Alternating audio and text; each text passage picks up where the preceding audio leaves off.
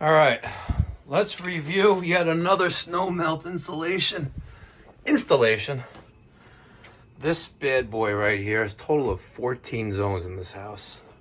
3, 4, 5, 6, 7, an 8th circulator down below in the crawl space. And we did a snow melt system here about 3 years ago, and we just finally hooked it up. So let's review. This is my supply boiler coming back around here. These are all space heating zones, not radiant. My radiant is off. My radiant manifolds and loops are off this mixing valve. This last one here, this was a future that we installed on this boiler. It goes around, and this is where it gets fun, ladies and gentlemen. And by the way, we're expecting a blizzard tomorrow. 12 to 24 inches, they say. Oh my God, I'm stuck in wire here. Hold on. Help me, God, help me. Okay. All right. So that one right here with this elbow right there, right? That is coming from that future T that I showed you, the last end. All right.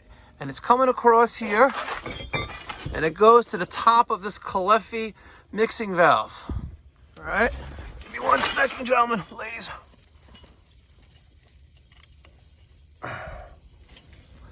Okay, so it goes to the top of that mixing valve, which is hot.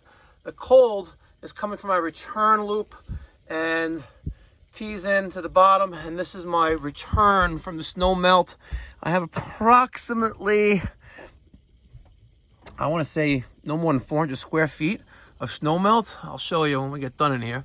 On the other side, the mix side of the Cleffi mixing valve is my Taco. Oh, it's a little too high. Let's see if I get something to turn it with. Is my Taco. Don't play with me there, buddy. Put that on low speed right there. My Taco 0015E. This is an ECM high efficiency circulator. Before I got a Webstone circulator isolation flange. This, I grabbed the wrong one from the shop. This is IPS, so I need a male adapter.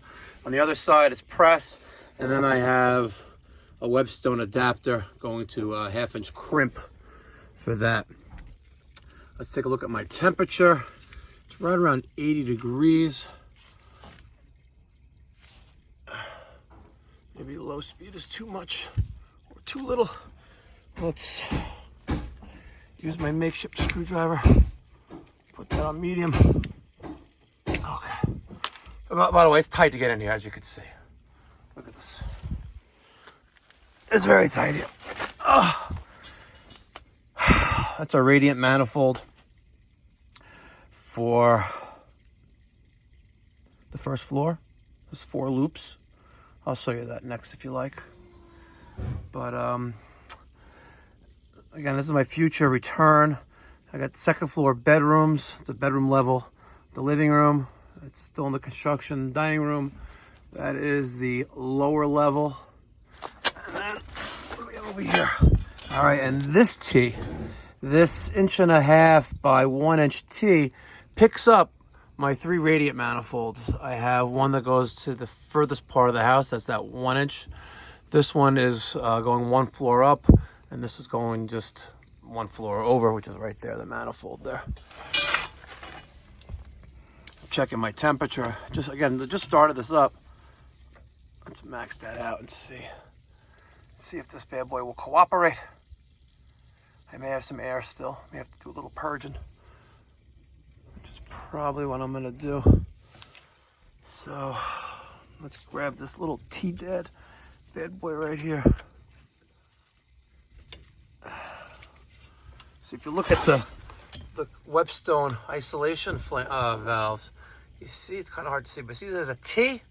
Right now it's upside down. All right, that's to make sure you know what direction of flow is in case someone plays with the handle. So I'm just gonna open this up. See if we can get some water flowing out of there. Not much coming out of there. Come on, bad boy. I may have to add some pressure to the system. I don't want to lose all the glycol. So stay tuned.